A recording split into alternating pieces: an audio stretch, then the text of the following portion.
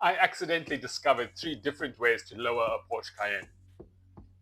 Most people lower a Porsche Cayenne using aftermarket suspension parts, but I lowered mine 3 different ways. First, with 3D printed parts, then with hardware store components, and eventually, I discovered something even crazier. You can lower the entire car without changing a single part. Let me show you how. The Porsche Cayenne Turbo is an incredible performance SUV, but there's one thing that always bothered me. It sits way too high. Now, lowering a car usually means springs, coilovers, expensive suspension parts. But with the Cayenne's air suspension, lowering the car is actually a lot simpler than you think. In fact, by the end of this video, I'll show you 3 different ways to do it, and the last one requires no hardware at all.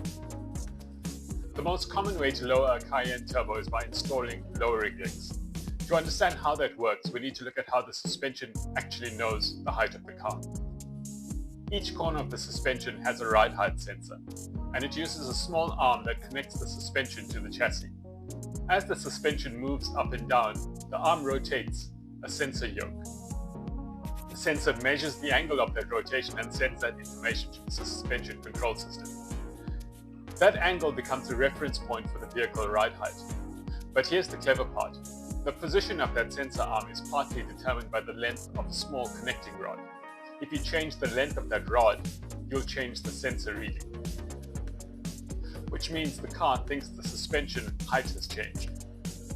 Make the rod longer, the car thinks the suspension is sitting too high, so it lowers itself. Make the rod shorter, and the car raises itself. Simple mechanical trick. Instead of buying lowering links, I decided to make my own. First, remove the original rods and measure them. Then, I designed a new version in CAD and made them 5mm longer than the factory parts. On the Cayenne suspension geometry, that translates to roughly 25mm of lowering. I printed them in plastic and installed them, and to be honest, they actually worked really well. The car sat lower and looked far better, but there was one problem. They weren't very durable. 3D printed plastic suspension parts and road grime don't mix very well.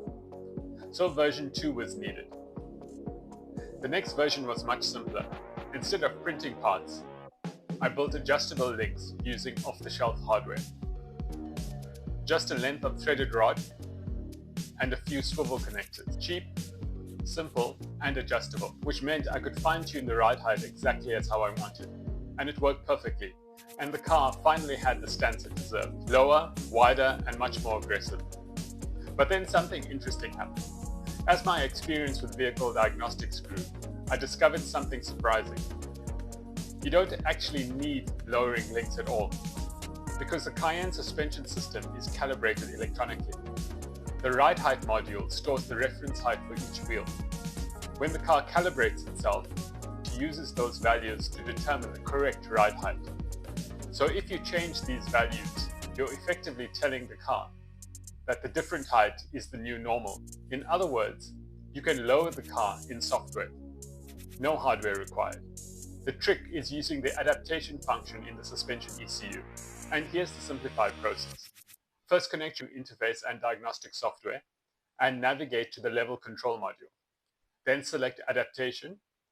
When you read the calibration values, the suspension will actually cycle up and down. Then you enter the measured height for each wheel. If it's stored, you confirm the calibration. The system saves the values, and the air suspension will adjust to match. If the numbers you enter are slightly smaller than the factory values, the car lowers itself to match. And just like that, the Cayenne sits lower. No mechanical changes, just software. What started as a simple modification turned into a great lesson in how modern cars actually work.